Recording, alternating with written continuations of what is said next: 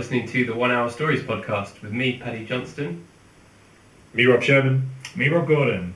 I thought we were going across. See, but we always do it in that order, you see. It always goes. Is that going to become our idea? I think it should. No, we've got to mix it up, though, otherwise people really? get bored. Yeah, you go first next time, and that will be a revolution. Hello, I'm Paddy Gordon. I'm Sherman Hobnob.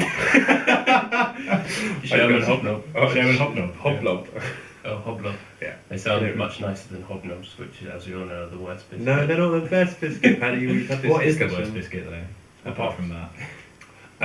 I think plain digestives. Oh, just regular old digestive. I was going to say fig roll, but I now like fig rolls. No, really? Fig rolls are alright. They were all, no, when you were at a school disco and there were only fig rolls left and it was dark and you reached for a biscuit and you got a fig roll, it was always such a crush and disappointment. I still don't really like fig rolls. They're not the best. They're figs. Garibaldi's. Garibaldi's are rubbish. Garibaldi's are underrated, I think. No, They've got a rubbish. certain...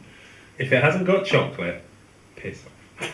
What about ginger nuts, though? Ginger nuts are spectacular. No. I love ginger nuts.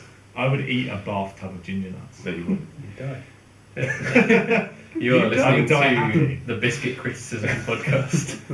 With me, Bob Herman. I'm not crazy. That's the thing, we can write stories, but we can't. I can't come up with names. Can't come up with funny names. All the people in my story are called Man One. My story actually doesn't have any names in it this time. I just Mine kind only of has realised one name after a in it. while that I hadn't used any names. I was like, okay, I'm just going to roll with it. Okay, so if you've not listened to this podcast before, what happens is we all get together, we have a theme, and we have an hour to write a short story around that theme, and then we read them out. Yeah, that's what we do. Mm-hmm. So this week's theme is an underwater city, aka a city underwater, as I said at the end of the last podcast. It was my choice. Was it yours? I thought it was Rob. No, it was mine. There we go. It's Yeah. good. I've enjoyed this one the most, I think, out of all of them. Oh, good. I'm glad. Yeah, you should be. So who wants to go first? I went first last time, so not me. Then you went first before that, didn't you? Yes, so you should go So first. I'll go first. Take Right. it away, sir. Okay, my story is called An Underwater City. She rose through the mud, the gunk, seaweed tugging at her ankles, foam and debris scattered amongst the glue of the sea, begging her to return. She did not. She fell to her knees, the remains of her suit, tatters, falling into the dark sand. It was night, she passed out. And the next morning she awoke, 5 around her, faded yellow jackets, flood pants, boots soaked, grime-laden, the smell of salt, of fish. She rose slowly, weighed down by the thick, dense blanket that had been placed around her. She stumbled, and several pairs of hands came to her aid. They helped her walk the half-mile back to the bay, to the few fishing vessels, to the broken walkways and the single run-down cafe. She removed her war paint, the sand stuck to the right-hand side of her face where she had slept so deeply, in a toilet accompanied by the steady drip from a weakened light fixture. She was given waders 2 sizes too big, an extra-large jumper, but a pair of boots that just fitted. They belonged to the wife of one of the men who had found her. 1 size too small. There was nothing she could do about the smell. The land was strange. She would have to cope. When she returned, she told them what she could. An expedition investigating strange anomalies, a substantial government grant, signals deep in the sea. Not the general call and response of sonar, a repeating message, the type they had never heard before. There had been 14 of them in total, 2 boats, 2 exploratory submarines. They had been designed around the deep-sea squid, around fluid motions in the dark. They had been worth a lot of money, she said. She did not remember how she had reached the shore. She did not remember how she had left her submarine, or how she had survived the journey to the surface. She remembered the start of her trip, leaving, going deeper and deeper, the bastard whale song of pressure moulding the joints of her ship, groans and aches, the feel of warm piss in her wetsuit, a primal comfort instead of embarrassment. She remembered seeing it, the towers of coral, spires coated in anemones, membranous windows pulsating. She remembered the strange feeling of being watched, but the total emptiness of the buildings. There was nothing there. Amongst all the life of the place, there was nothing to communicate with. She sent out her own signals, a beta sonar, a calling card, and waited in place. She remembered seeing a flutter through the towers, figures moving fast, and then a large shadow above her. She remembered the seafloor moving, clouds of sand kicked up, and then nothing. She turned to look to her audience, grizzled faces who had seen too many lean winters, men who had lost friends in the storms of the coast. All the hardships removed, instead replaced with wonder. They asked how they could help, if they could help her return to her folk. Sincerely, she replied yes. She expected them to ask for a reward, but there was not only a curiosity there, but a sense of a noble duty to assist in mapping the seas. These were men who lived out above a world they could never see. She and her team were doing them all a service. Exploration to answer great questions. They would be happy to help however they can. Some elements were hazy, but she remembered the coordinates with clarity. They set off in one vessel. The eldest of the fishermen who had lent her the waders had the largest ship. If something had happened to her, something could have happened to the others. If needs be, his ship would be needed to take them all home. It did not look like much, a monument to the rust and dry fish guts, all serrated edges and puncture wounds, but it was sturdy and it would fit enough bodies to stop them from needing to make another trip. They set off, watched from the shore by the cafe owner, a woman of 60, face wrinkled and salt-soaked, dark, rheumy-eyed. She never knew those men any more than she knew the woman who had come to shore, but she served them just as he had served countless others. She kept a note of where they had gone, along with one of the fishermen, the youngest, left behind in case the worst happened. The sky was thick with rolling grey cloud, threatening to pop and spill further water onto their voyage, but the seas themselves were still. It was the most calm they had been in a decade. None of them made the connection to when 3 of their comrades had set off one morning and never returned, exploiting the good form of nature to gather enough food to last another year. Of course, it was hard to remember that. So many had been and gone, not just missing or died, but drifted to other seas, to warmer climes, or moved inland for more comfort. She became more excited as the journey continued, remembering more and more of the events, her fog dissipating. She remembered the faces of her crew, their roles, the importance of 2 team members, her sister and her beloved husband. She remembered more of the underwater city, of the pearls that lined the towers, of the giant docile fish that could be theirs if they reached the destination, of the boon that could be theirs. And as soon as she grew more awake, her accent grew stronger, from somewhere inland no doubt, and her eyes grew wider, wilder. She moved around the boat, pacing constantly, moving her arms, the smell of inland replaced with the familiar stink of the deep. She was nearly back there, back to where she remembered. With no one looking, she kicked off the boots. They were too constricting. She longed to be with her loved ones again. According to readouts, they had reached their destination. The seas were still, the boat itself barely rocking in the water, and around them debris. It was hard to tell in the dark as the skies grew deeper, thicker, but there were pockets of solidity in the water. The lead fisherman cast an eye around, asked for another to turn on the lamp, and with a spark they did. He expected to see wood, steel, supplies around them, expecting the worst by now, even the bodies of her crew. But instead he saw reflections of eyes in the water all around them. The debris was instead beings surrounding them, looking inwards, eyes white and cream, arms too long for men. Behind him, she threw aside her shirt, her waders, and grabbed one of the fishermen. She whispered into his ear, and he nodded, walked to the side of the vessel, and jumped in. The lead fisherman took a step back, reached for something, anything, to protect himself. A flare gun clipped to the underside of the deck, along with 3 harpoons. As he fumbled, one eye still on the bodies that were moving fast, too fast towards his ship, he missed his 2 other friends diving into the water, missed their hands being taken by the creatures and being dragged under the water. He gripped the flare gun in both hands, ready to fire off a warning shot. Instead, he felt his shoulder being stroked, strong yet sensual, even through his coat, his jumper, the cold of the winter day. He turned to face her, her form no longer of a woman in anything but shape, her body smooth, undefined, her hair, ears, nose gone, her mouth wide, her eyes creamy white. She whispered to him, accent even thicker, and he felt it deep within, his stomach turning unlike anything he had felt since that first kiss with his first love, and he understood. He took her hand, and in tandem they jumped into the icy water. He looked around to see the beings, pale green, shimmering, taking apart the boat, ripping it to pieces, and he felt rain fall on his already soaked head. The waves were coming, the seas growing strong again. He turned to her, and she kissed him, blinked, and then dragged him under. Beneath him, he saw it then. She had not lied. The city was there, the coral spires glistening beyond the simple reflection of the light above. There were no large fish, no pearls that he could see, but it did not matter, not now. She kissed him again, breathing into him as they spiraled into the deep towards the seafloor, and he marvelled at the sights around him, not minding the throb, the crack of pressure that blurred his eyes and broke his back. As they reached the sand, its ripples like a desert, he saw it begin to move, but he was not afraid. He was not afraid as the sinewy talons reached out at him. He was not afraid as the eyes, in their millions, blinked in unison at him. He was not afraid as the fleshy tentacles gripped hold of his feet. He was not afraid as he saw the rows and rows of circular teeth covered in acidic spit. He was not afraid as he saw the spires move, not afraid of the realization that this was not a city, that they were not spires, but they were just the back of some ancient being he could not comprehend, that moved slowly along as it had its last prey in his grasp. And all he did was keep his eyes on her, as she drifted away, her pearl eyes looking at him as he fell further and further into the dark as the mouth closed around him. Wow. Yeah. Spooky. That's really cool. I like it. The inherent cosmicism of it, the idea that we're all just kind of part of some bigger being thing. We're all fleas on the back of a giant dog or something. That would have been more cuddly. Yeah. But no, that's the H.P. Lovecraft idea. Isn't it? Yeah, I was just going to say that it's got that feeling.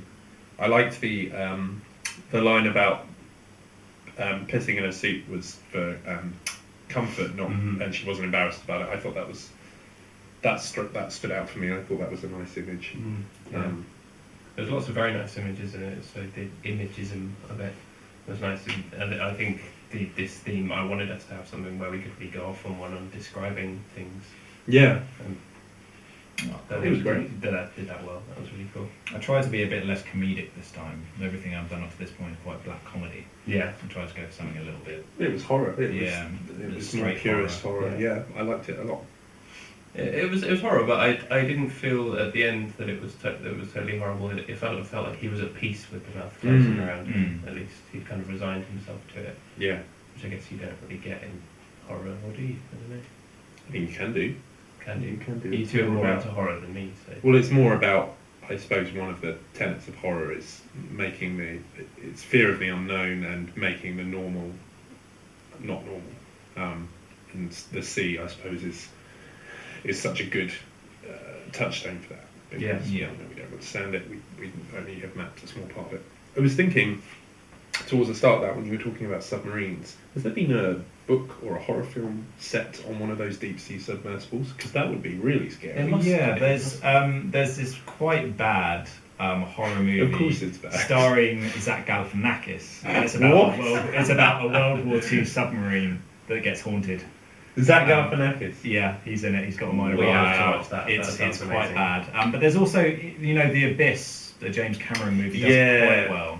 Yeah, that's I was It's thinking not really a horror, it's more of a adventure movie, but it does it quite well. And then you've got there's quite a few. There's another one starring the guy who played RoboCop. Yeah. Which is about a mining crew that comes across this thing-like creature. I just think the starts idea eating them. of those really deep sea submersible subs where you can only fit 2 people inside them, such a claustrophobic environment, but it's got this huge window. There's a lot of That seems. there's a like- lot of potential there to make really. I've never seen a film that does that in a pure sense, in just having that as an environment. I think that could be quite good. And once you get below the surface of the sea, it's like another world. Yeah. It's like there's this whole other world to explore and to set your film in. Yeah. What about Das Boot? That's big. I mean, It's horrific in other ways. It's horrifically boring. I don't think I've ever watched all of it. Well, it's 6 hours long. I watched all of it once. The uncut version. I came out of it feeling like I'd actually been on a submarine. Yeah. Smelly, claustrophobic, German. Oh dear. Is it me next? I don't know. Is it? I think it is. Okay. Not because I'm desperate to go. I'm just thinking of the order I in don't. which we've previously done things. You have not yet been last. So, No, that's There fine. we Go go. ahead. Right. So you have to be last. So Read yours us is- Shelley's Kayak. Yeah, that's the title. It asked me to think of a title before we start recording. Is what's the? You haven't thought of a title? It's called Shelley's Kayak. But it's good. It's like We'll see what it it's like an indie band name. Shelley's Kayak. Yeah. Opening for the Shins. Yeah. Shelley's Kayak Yeah. and the bikes. Okay, you guys. I had always meant to sell Shelley's kayak on eBay, but I just never got round to it. Part of her reason for leaving for Australia was that I spent too much time on my work, and that only increased once she was out of the picture. Coming home at 10 or 11 most nights, I only wanted to get drunk, watch sitcom repeats on the mid-number satellite channels, and fall asleep. I might have been more enthused if it had been worth a significant amount of money, but it was old, battered, and covered in stickers, quite aside from its bilious green colouring. So I tucked it into the corner of the living room, propping up a bookcase, where it eventually became part of the furniture until the day the rain came. Nobody thought anything of it at first. Jokes abounded on Facebook about the typical British weather, the soft London folk complaining about a short weather pattern that happens year-round in Scotland, and so on. By the third day of the incessant hammering rain, the drains in my road were overflowing, and the roads were filled with giant puddles, miniature urban lakes in which dogs played excitedly and into which spiteful children pushed their siblings. I didn't really pay attention, though. If I'd picked up the cheap free newspapers that are thrusted at every passenger as they enter a tube station, I would have seen headlines predicting some kind of apocalypse. But even then, I probably would have ignored them, thinking them to be a standard tabloid hyperbole. The tube was still running, and I could still get to work. Though when I came home, I did notice there was water dripping down the stairs at Finsbury Park and flowing slowly but surely onto the platform. The next day was when the chaos truly began. I woke up and flicked through emails on my phone and found that my boss had advised us not to come into work today, as the transport was all down and there was a severe flood warning. So I opened up my laptop to work from home, had a cup of coffee and started working. The rain thundered against the windows, but I'd gotten used to the sound by then, so I didn't open the curtains and look outside until mid-morning, when the power went out. The water level in the street had risen, overnight, from a couple of inches to what I guessed must have been 5 or 6 metres. All the cars and vans were submerged, and the level of the water was above all of the front doors of the terraced houses, the majority of which were open, with water flowing into them. Living in the top floor flat of a Victorian conversion, I was still a good 12 feet from the water, but it did appear to be rising steadily, and it was filthy, a writhing, churning brown mass full of unidentifiable debris, like the Thames had come alive and was seeking revenge on the city in a B-movie climax. A knock came at the door. It was John and Angela from downstairs. I didn't know them well, but always said hello in passing.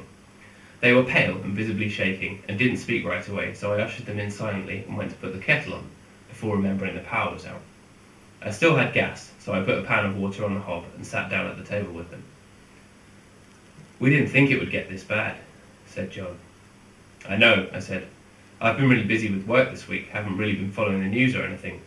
I just assumed it was the usual British weather. So, what's the cause of all this?" "It's a combination of things," said Angela. "Apparently this is the worst rainstorm to hit England for centuries, so there's flooding everywhere, but it's the worst in London because the sewers are full. We never clean them out, so apparently they're full of grease and hair and stuff. It's like when your plug hole gets plugged, but on a much larger scale." "Yeah," I said. "I don't think Domestos can sort this one out." "So that water out there is full of sewer crap?" "Yeah," said John. "It's like an ocean of shit." Nice. I made them cups of tea, and we tried to talk about what to do, while I checked for advice and news on my phone, which still had 3G signal. The official government advice was not to swim in the contaminated water, and that the Army, Air Force and Navy had all been mobilised and would rescue you in due course if you made yourself visible. "So I guess we just have to lean out the windows and shout, and eventually a helicopter will pass and pick us up," said Angela. "I guess so," said John. "I'm not sure I want to wait around while that shit's rising," I said. "Well, what else do you suggest?" "I don't know. Hey, shit, what happened to the guys on the ground floor? Did anyone check on them?" "They're on holiday in Italy," said Angela. "I've been going down to water their plants. Didn't need to today. I went to this morning and found the water was already at the top of the stairs. It's probably getting into our flat right now." "Fuck," said John. "My records, my guitars." And he ran out into the corridor, with Andrew and I followed. As soon as we crossed the threshold of the door, a powerful stench assaulted us, that of decay, mould and excrement. John had started to run down the stairs, but had stopped halfway. The water was pooling at the bottom of the stairs up to my flat, and had evidently already had its way with John and Angela's, as John was leaning over the banister and looking into his flat, his face red and livid. We returned to my flat and closed the door, and the smell followed us in. It was then that I spotted Shelley's kayak in the corner, and a plan formed in my mind. "Guys," I said, "do you still want to wait for the military rescue?" "I don't know that we've got another option, unless you fancy a swim," said John. "Well, I think I might try and make my own way out, as I've got a kayak over there," I gestured. I remembered then that I also had a wetsuit, which Shelley had bought me one Christmas in an attempt to get me to join her surfing. It hadn't worked, and I never used it, but I was grateful for it then. "You're fucking mental," said John. Angela nodded her agreement. Look, I'll leave you guys my phone. You can make calls and try and get someone to pick you up. You can get onto the roof through the fire exit out of my bedroom window if you need to. But I can't stay here. All right, thanks, said John. He took the phone and began Googling while I went through to the bedroom and put on my wetsuit. I packed a backpack with my essentials and returned to the living room, where I pulled out the kayak and opened the window. I thought I'd gotten used to the smell, but it hit me anew again as I clambered through the window, and I stumbled and nearly fell. It was a good 2 or 3 meters to the surface of the water, and I dropped the kayak down onto it before lowering myself carefully from the window ledge. In the distance I could hear sirens, screams, and the chopping of helicopter blades and the constant drumming of the rain. Just as I was about to let go, John shouted from the window, "Someone's calling your phone!" "Who is it?" I asked. "The number isn't recognised, but it's long and starts in 61. Must be foreign." 61, I knew, was the code for Australia. "Leave it," I said, "but thanks anyway. And good luck." I lowered myself into the kayak and used the oar to push myself off from the house. I paddled furiously and headed north, hoping that the water would at least begin to drain away by the time I hit the North Circular. That was awesome. Nice. I really like that. I really liked the detail about the sewers being full. Because do you remember that story about the giant The grease fatberg. ball? Yeah. Yeah, that's kind of what I had Yeah, on my mind as yeah. well. I was going to bring in the fatberg thing, but I kind of rushed it a bit. There was a lot of stuff that I tried Bring to in the fit fatberg. Yeah, Yeah, that was so really it's kind of where if I'd had more time, I would have gone back and really sort of edited it with a fine tooth comb and made it really more logical and more structured. So I really felt the time pressure of that more than I usually do, but I still got to where I needed to get to. It's great. The That was phone great. the phone call as a device was really Yeah. nice at the end. The tie to Shelley, it was great. I thought that was a really nice story. Oh, it's brilliant. I also like how, I mean, I'm saying this because I know you well and I've read a lot of your writing, but how I can see your interests or elements of your personality spread throughout characters in your story. So Yeah. like the guitars and the records and the way some of the characters say things. It's like you've sort of dissected yourself and put little bits into every story. Yeah. I know every writer does that to a certain extent. But, Yeah. And most people don't know that because they don't know that person. But yeah, No, that's an interesting It's perspective really to have. interesting to hear it from our point of view, sort of seeing Yeah. different Yeah. elements. And if you put all of the characters that I've ever written together, you get something that is almost like me, I guess. A horrible amalgam. Yeah. But yeah, I imprint little bits of my personality onto each character, like his comment about disliking the free newspapers that you get given out at tube stations because I fucking hate them. That was another thing. Yeah. Like you could tell that you were somebody who didn't really like walking around London very much, which is fair enough because it's, Yeah. it's a shithole. I didn't really notice much of a difference from your London to the real London, to be honest. No, the water was a bit higher. I mean, the descriptions Ocean of of the stench of excrement and stuff just sounds like walking outside my flat. Yeah, that's normal. So I guess I failed then. Yeah, you did. You failed. Yeah. Oh dear. Your turn. Yeah. Okay. So mine is Do you have a title? yes, it's called Fat Fingers. Am I the only non-titled person this No, time? I made him have You the made him title. have the title. Yeah. Oh. I did did give my take- title at the start, and I think it does. If you say this is the title, it does affect what you're going to do. Well, I knew at the start what I wanted the central theme to be, and it changed a lot as I was writing it. But I kept coming back to the finger thing, the finger thing. Yeah. Oh, and I kind of was inspired by the one I did last week as a starting yeah. point about the starfish. That was the leaping off point. But yeah, it's called Fat Fingers. I think it's quite long. In that first year, my fingers were slender enough to open the door, and once I realised that I was growing, that every year passing meant another ring of fat and muscle, I treated those holidays in Devon like a steeplechase, where I had to get as far as I could inside that house in the rock pool, before we had to pile back into Mum's bilious Ford Focus and drive back to Bristol. There I would wait, not really paying attention to my young life, growing bigger, like all children, wasting time. Mum had never really forgiven her parents for being baby boomers, for sort of falling into their first house at the age of 23, as they put it. It was a detached slate cottage near Totnes, within earshot of the River Dar, and she had grown up there, resenting them, knowing that she would probably never own a house of her own. The economy was always tripping over itself, and took her by the trouser leg with it, and so she never quite saved enough money or raised enough funds to give us somewhere permanent. Of course, she did like good wine and food and travelled a lot, but that was necessary in her words. And so we lived in a bedsit in Clifton, the sun always slatted through our one dirty window by the pylons of the suspension bridge, and we lived a life. Of course, in the summer holidays, we would go down to Devon.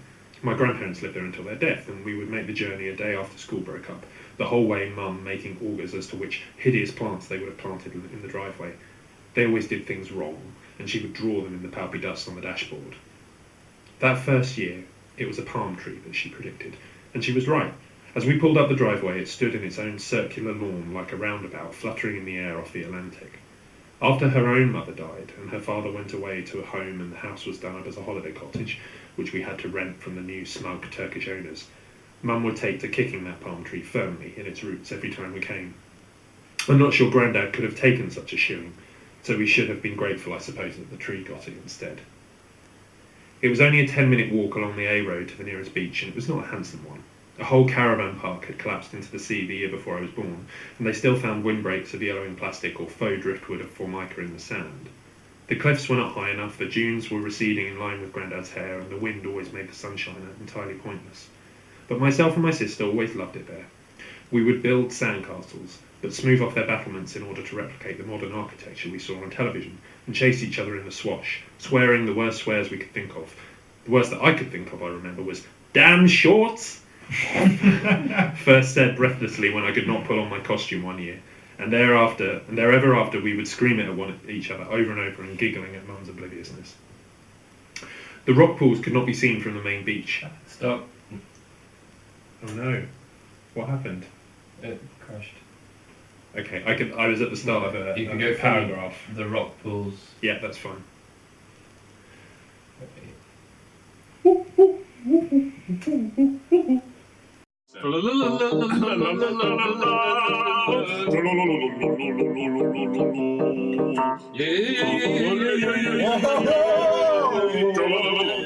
I'm having a slight technical glitch. Anyone who's watching this video, if I don't cut. Oh yeah, the into video's different still things. recording.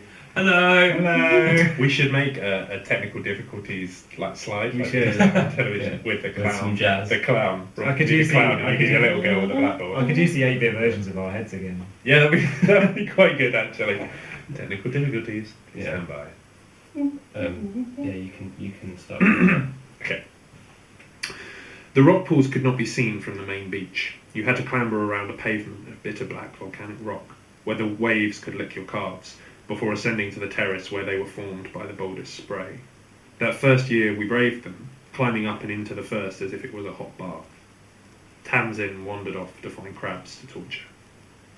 That pool, I remember, stunk of rotten seaweed, the edge upholstered with an orange anemone, which, looking back, was most likely just one large creature grown in a ring around the crevice. It was not very deep, perhaps only up to my ankles, but I squatted in it like a gangster searching for cigarette stubs, fish teleporting out of the reach of my tiny fingers. I suppose that I never really considered the size of my hands at that age. They were just there, little bony playthings that just happened to swim into my vision every now and then. I dipped them in the water and gurgled in curiosity at how they turned purple, and imagined having hairy hands like Grandad as I let the kelp billow over my knuckles. My nails were furrowed with little white pits. Grandma said it was because we didn't eat enough vegetables. I found the little door carved into the rock as I was tapping pebbles on the floor of the pool, trying to warn any sleeping crabs that my sister was about. It was the door handle I felt first, about the size of a thumbtack. I thought at first that it was a winkle and tapped it, but then I found the seam. It ran to one side of the handle, and on the other side there I felt another, and I followed that seam up and down to each side with tiny hinges pointed like a church door. I would give anything now to have those hands back. Fingers no thicker than a pencil, no calluses in the pads. Mum could not afford guitar lessons. I could feel absolutely everything. I knew that it was a door, and I don't think I found anything odd in there at the time. In fact, I got up and forgot about it, decided not to open it, and went to find Tamsin. I had been lectured at for a long time about how I must never open any door that, if it was not my own, as I would never know what was behind it. I think Mum was worried about us disappearing into the whippet and nail at the bottom of our road, but I did listen, and so the day passed, the door still untouched, and we ate the worst fish and chips I have to this day ever eaten that night. The next day I came back, just for a feel. It was all still there, and try as I might, I could not find any other doors or windows or roofs or walls or anything that might denote a tiny submerged building. The door was built into the rock itself. Tamsin had not come with me that day, wanting instead to talk to Mum about a new caftan. I gripped the door handle between my delicate fingertips and turned. Without a noise, without a ripple in the water, it opened. There was no squeak or trail of bubbles. I opened the other one and looked down through the murk at this new black hole disappearing back into the cliff, the exact shape of the church door. I remember reaching forward with my index finger, smaller then than even my pinky is now, and sticking it straight into the hole. I didn't have my sister's fear of the sea or the beasties that you might find in it. I had never wondered, as she had, why the human finger had evolved to look exactly like a worm. I just delved straight in. The door opened onto a hallway, a tunnel bored into the rock. I felt as far as I could, but my fingers were only short in those days, and so I brought it out and sent in my whole hand, streamlined like a spear. The hallway continued, up to my elbow. I realised that all of this was quite ridiculous. I began to bring my arm back slowly, feeling around the walls. There were other doors, other nubbins of handles, other seams, all leading off this hallway. I felt carved shapes, spheres and cuboids with rough patches that felt like patterns, but I was too young to know what they might have been. I had seen bas-relief carvings in the Bristol Museum, but some clever administrator had put them next to the satellites hanging from the ceiling, and so there was no chance I would have taken any of their intricacies in. There were other carvings on the wall, and from the ceiling little stalactites hung, but even then I could tell that they were not just stone. They were chandeliers. Mum was screaming after me then, thinking that I might have drowned, and so out came the arm as carefully as I could, and we went back to Grandma's house. There was something wrong back in Bristol, and we had to go back the next morning. But I never forgot about the doorways, or the hall, or the carvings, or the furniture. I tended them over the next year until I could come back. But even then, I was losing. I discovered Tunnock's tea cakes that year, and Mum earned a bit more money, and so I entered my puppy fat years. When we visited Grandma and Grandad in the summer, I found that when I came back to the rock pool, I had closed the door behind me politely the previous year. My chubby wrists could not fit past the lintel. I sat there in my costume and grizzled, wriggling my fingers impotently. The next year, Mum was nearly arrested, and we did not go to Devon. I screamed and probably made things an awful lot worse. There was a period when they were going to send me to Borstal. I never told anybody about the door, not even Tamsin, and so I was on drugs for quite a few years. The year after that, we came back, and I had been jogging and laying off sweets in preparation. But I was 13 by then, and puberty had made me so gangly. My arm fit all the way up to the very end of the hallway, where an identical door stayed closed, but my fingers were too thick by then. I couldn't get a purchase on the handle, and I threw such a tantrum that when I pulled my arm out, it had been tattooed with scrapes and splinters from the hallway's eaves. I'm not sure the next year why I told Tamsin. She was a year older than me and already planning for her first ashram, just like Mum, but I was desperate. I'd been chanting my growth obsessively since the day we had returned from Devon the previous year, and perhaps I thought that she might be able to help me. She had some tweezers for her eyebrows and a candle snuffer that was long enough to reach. I thought that she might have been able to help me. I'm not sure why. I had read these kinds of stories before. Big sisters always ruin things. And so she did. She snorted when I first told her, and then sauntered up there with me while I clambered, she standing on her tiptoes, practicing. When I showed her how the door opened, even though that was getting difficult now, she pretended not to care. But when I pressed her, when I pleaded with her to put her arm inside, she did. She'd always been bigger than me, a little chubbier, though nobody liked to admit it because of the rages she followed. Perhaps there was something in our family, and I'm not sure why I thought she would be any daintier. We both heard the crunch as the rock broke. The handle snapped and drifted to the bottom. I screamed, I think, and she screamed back and tried to pull her arm out. She had visions, I'm sure, of a prank gone wrong, of losing her beautiful fat arm to a moray eel. But she twisted as it came out, and through the fog of blood, sending all the attendant mussels and guppies and shrimps flinching, I saw the door collapse. The rock made a tiny slide, a slump, no more than a clattering of pebbles, but the doorway was covered. I had seen it collapse from inside, the chandeliers fall, the carvings obliterated. I called my sister a lot of rude things, much worse than damn shorts, though that may have slipped in my fury. She shouted back at me, nursing the tiny cut on her arm, and we both ran back to Mum, though there was nothing that I could say. I did go back the next morning before anybody had got up, but the door was still buried, still riven. We did keep coming back until we both got too old and Mum took her inheritance money and just bought the place anyway. The palm tree was there on its roundabout until she died. She was always too lazy to get rid of it, even though she complained about it every time I went to see her. I do have a bit of a problem with food, just like Mum. It might have been the tea cakes, or it may have been the doorway and all the other doorways, but I've always eaten quite a lot. I have diabetes these days and need a special car into which they can mould me like bread dough when I do go outside. Not only could I never hope to get back to those high rock pools, only occasionally serviced by the sea, I'm not sure what I would do with myself when I got there. I look down at my pale, chubby hands now, the varicose veins creeping up like ivy from the wrists, and the sores from my watch, and my bitten nails with those same white plots of malnutrition.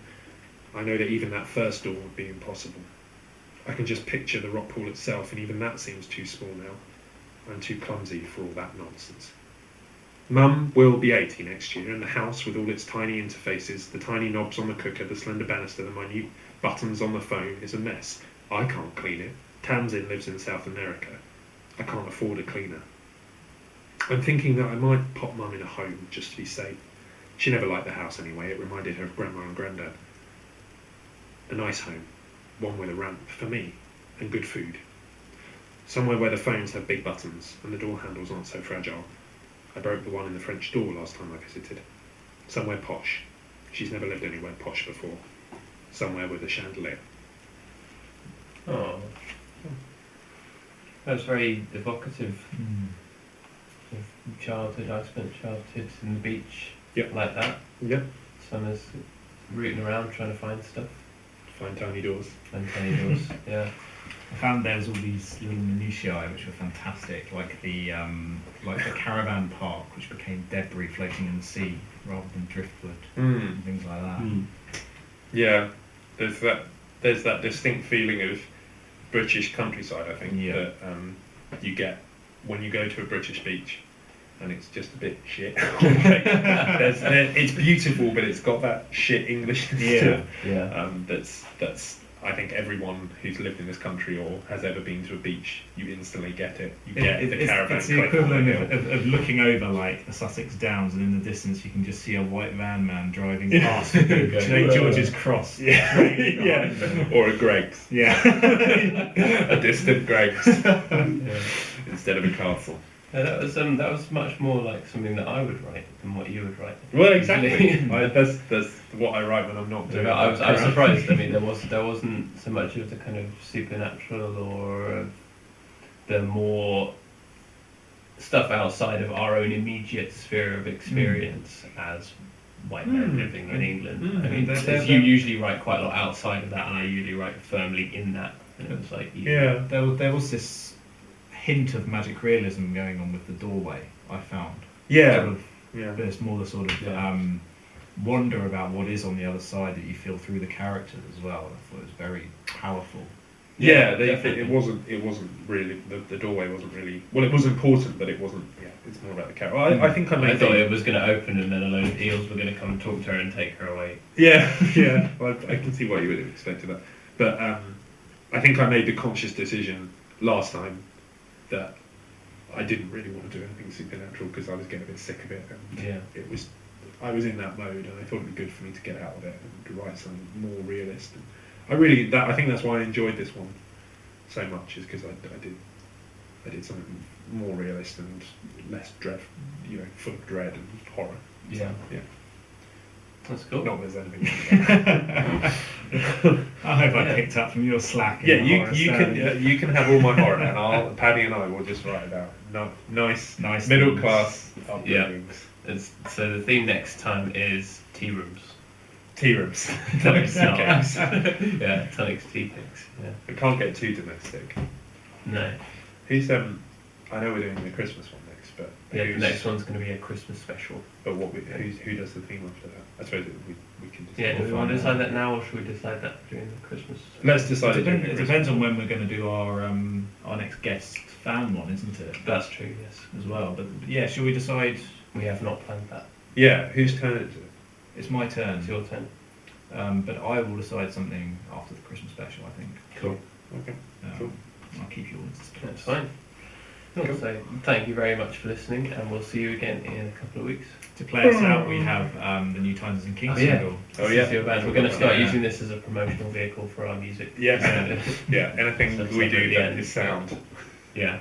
We're filming a music video for it in a couple of weekends' time. What's it called? It's called Set Fire to the Night. Nice.